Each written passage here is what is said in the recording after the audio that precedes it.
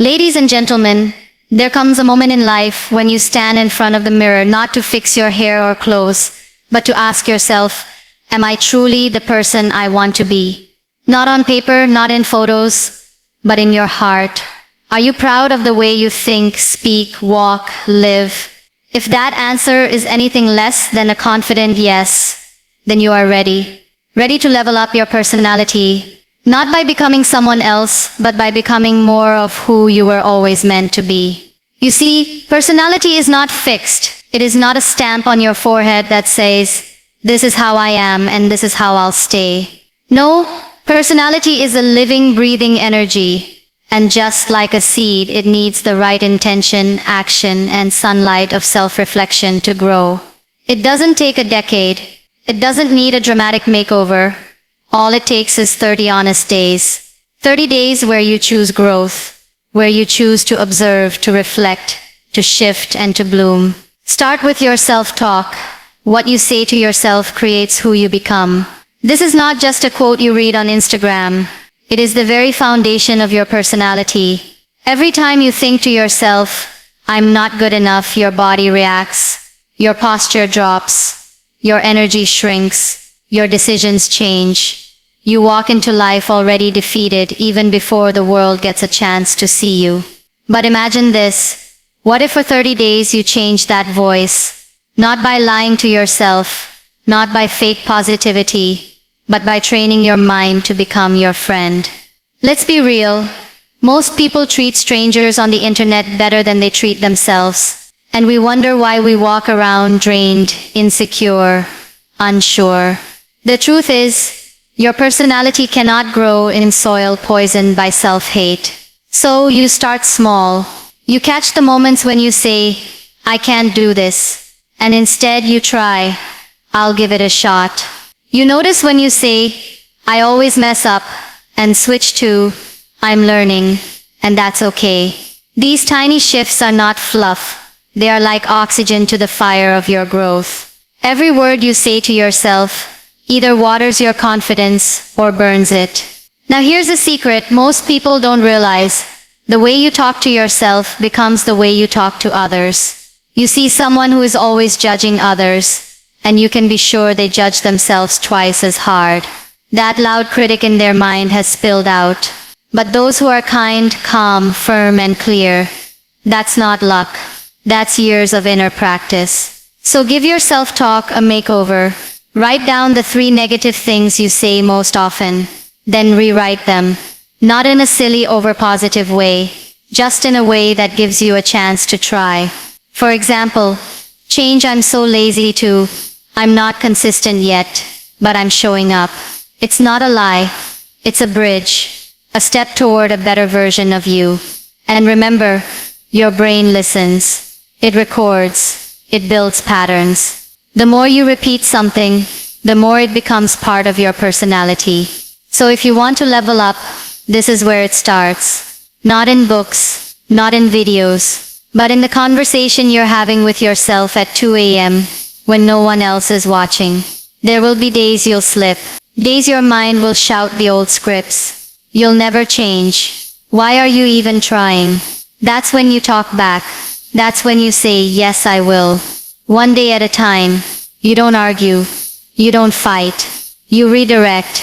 Again and again. Like a river learning a new path. This 30-day journey starts in silence, inside your own head. No applause. No spotlight.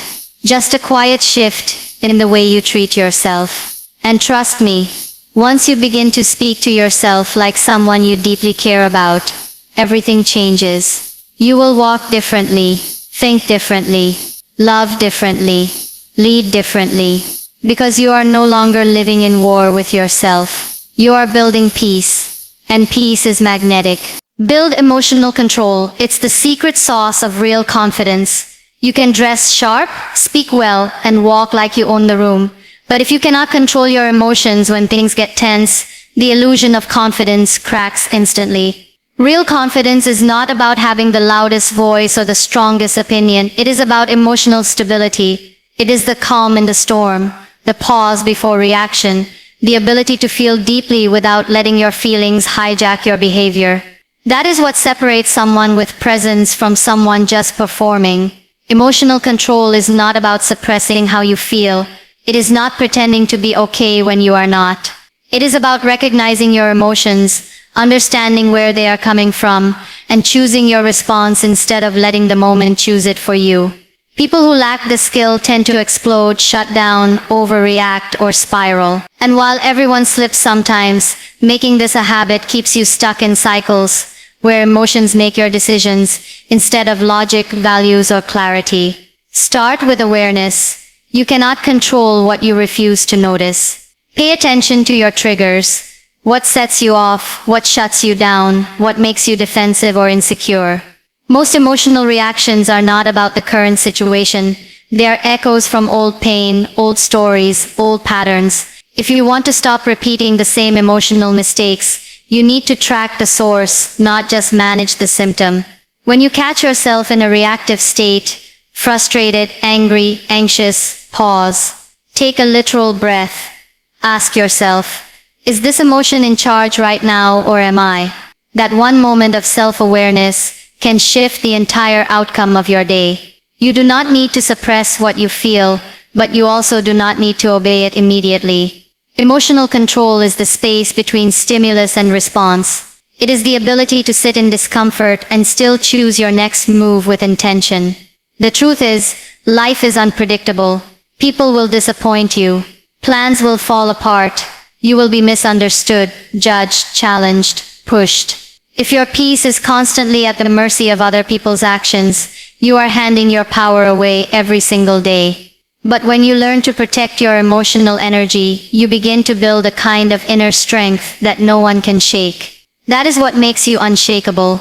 Not because you avoid emotions, but because you have learned to navigate them with maturity. You also become a better communicator.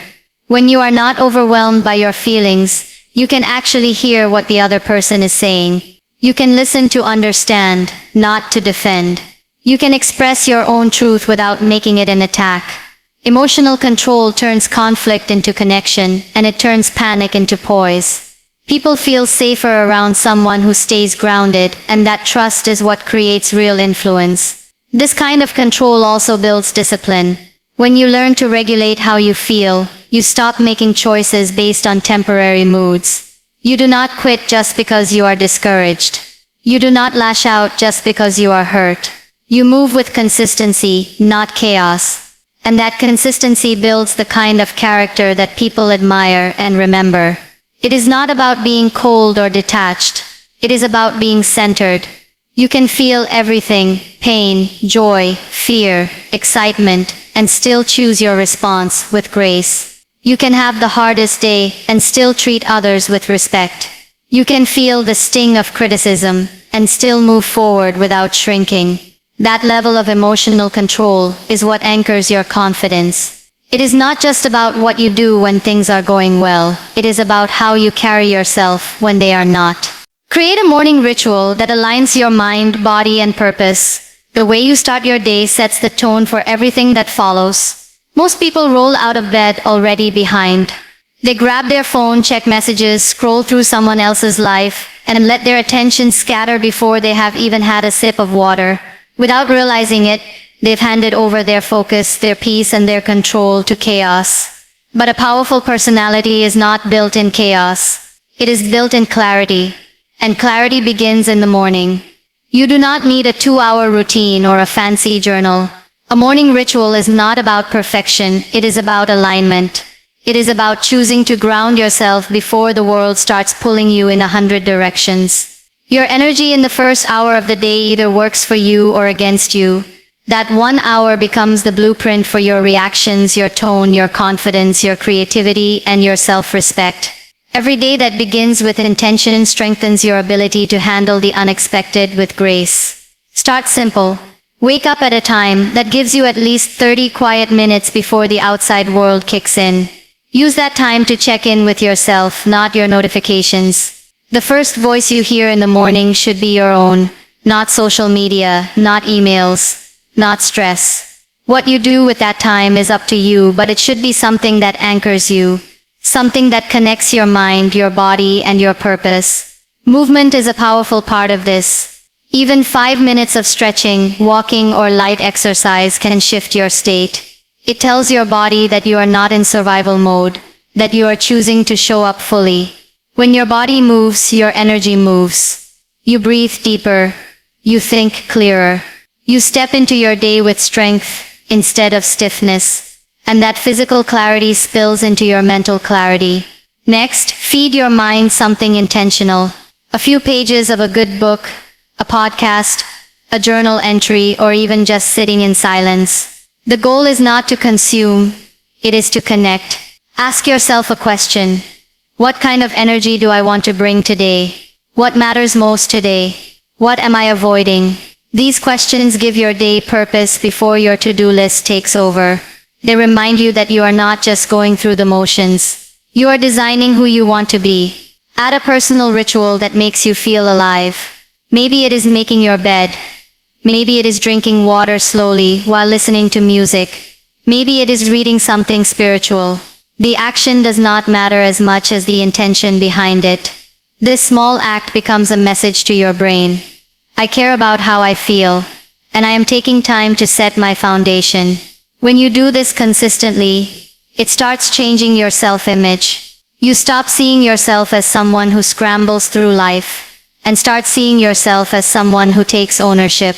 You begin to notice that you are more present in conversations, more resilient under pressure, more focused when it counts. People pick up on that energy.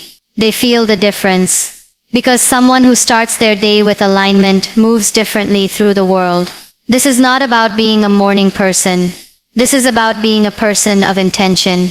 You could start your day at 5 a.m. or 9 a.m.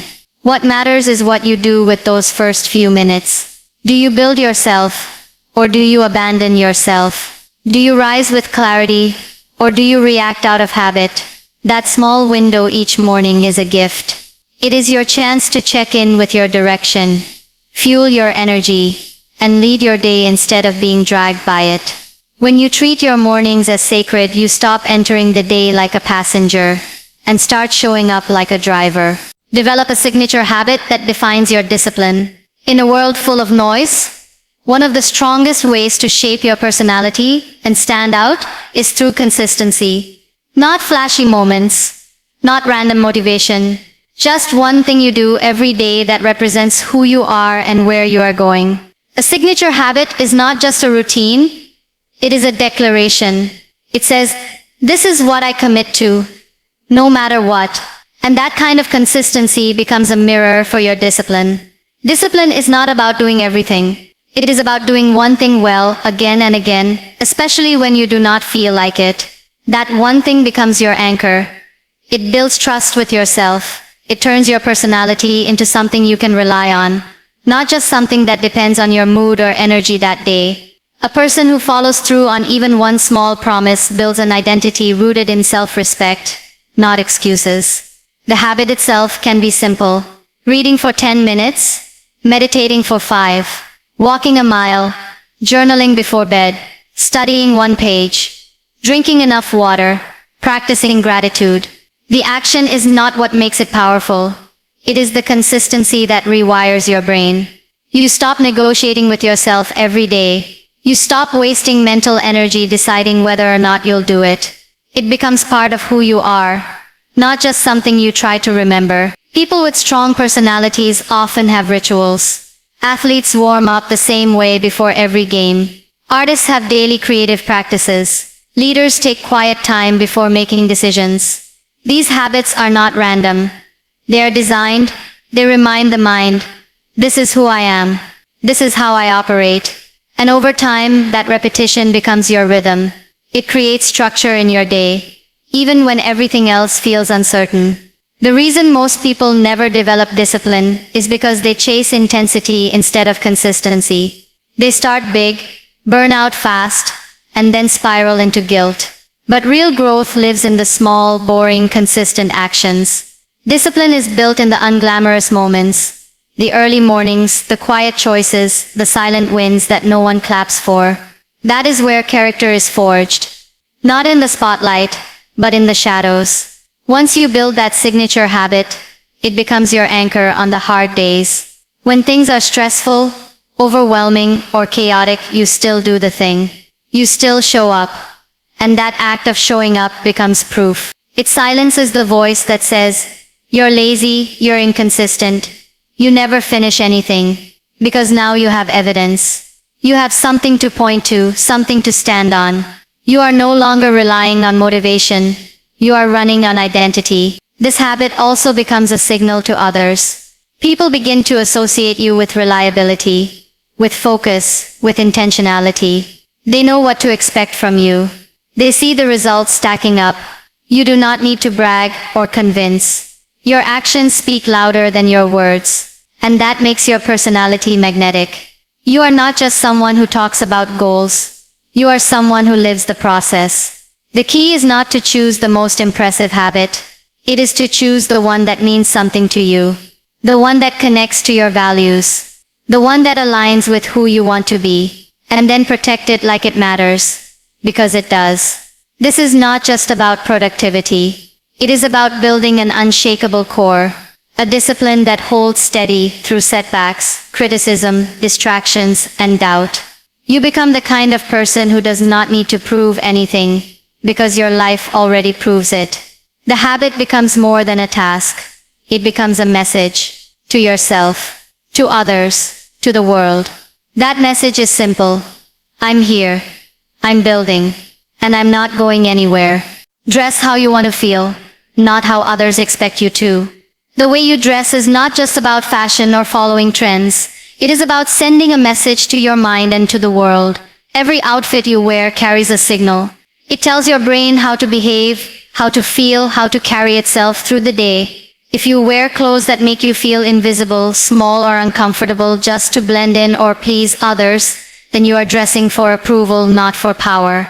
But when you dress in a way that aligns with the way you want to feel, confident, bold, calm, creative, you are choosing to influence your own energy before the world even gets a chance to. People often underestimate how deeply clothing affects mood and mindset. That shirt you throw on when you feel lazy becomes associated with laziness. That outfit you wore when you felt powerful becomes a trigger for confidence. It is not about impressing anyone else. It is about telling your body and brain, this is who I am today. This is the energy I am stepping into. This is how I choose to show up. You do not need designer labels or a massive wardrobe. It is not about price, it is about intention. You can take the simplest outfit and turn it into armor by wearing it with purpose. Stand in front of your wardrobe and ask yourself, does this make me feel like the version of me I'm trying to become? If the answer is no, you are dressing to stay the same. You are keeping yourself in the past. Start building a wardrobe that reflects the energy you want to carry. Choose clothes that feel aligned with your goals. If you want to feel focused, wear something that makes you feel structured. If you want to feel relaxed, wear something that gives you comfort without making you shrink. If you want to be taken seriously, wear something that helps you take yourself seriously first. This is not vanity. This is self-respect in motion. You do not have to wait for a special event to look sharp. The way you treat everyday moments says a lot about your mindset. People often say, it doesn't matter, I'm just working from home or no one's going to see me. But you see you. And if you keep showing up for yourself like you do not matter, that becomes your baseline. You stop putting in effort. You start telling yourself that you only deserve to shine on the days when people are watching. But what happens when you flip that? When you start dressing for yourself, even on the slow days, you start walking differently. You sit up straighter. You respect your time more. You stop apologizing for taking up space, because you no longer need someone else to validate your worth. You are already living it, wearing it, breathing it. The people who make strong impressions are not always the loudest.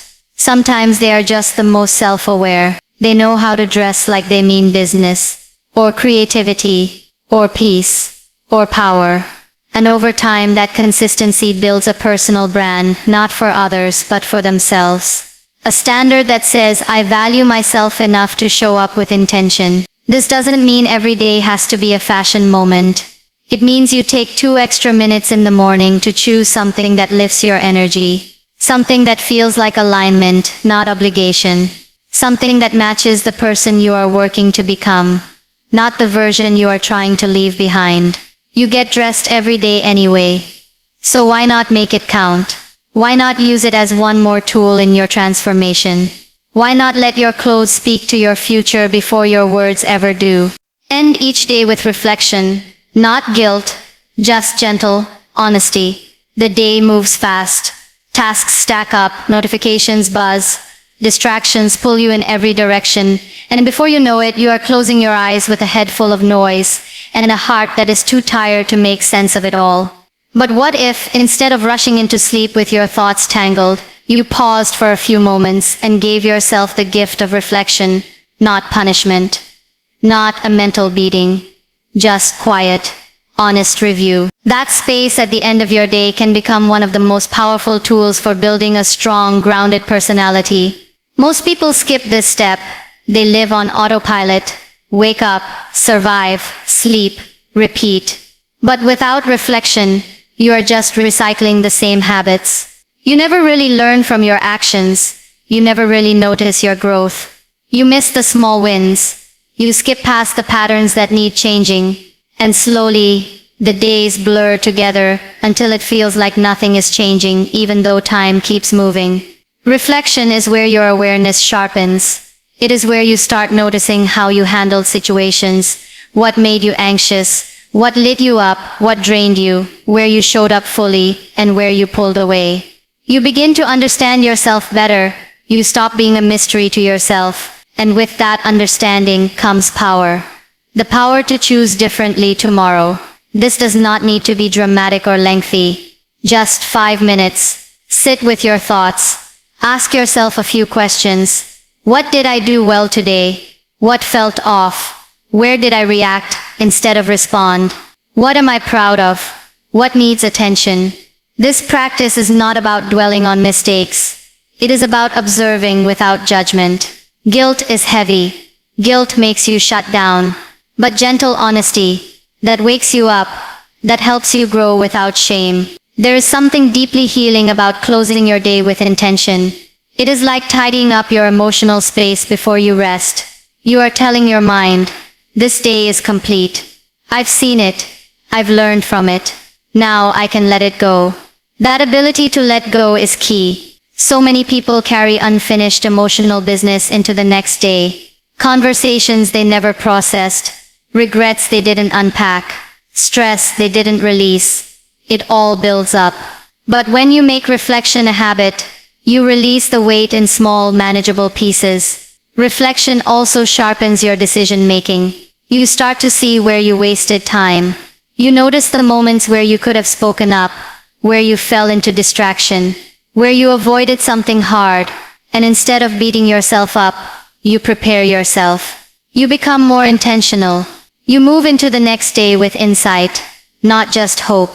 That edge, over time, compounds. You begin to act like someone who is paying attention, someone who learns, someone who grows. That presence changes how people experience you.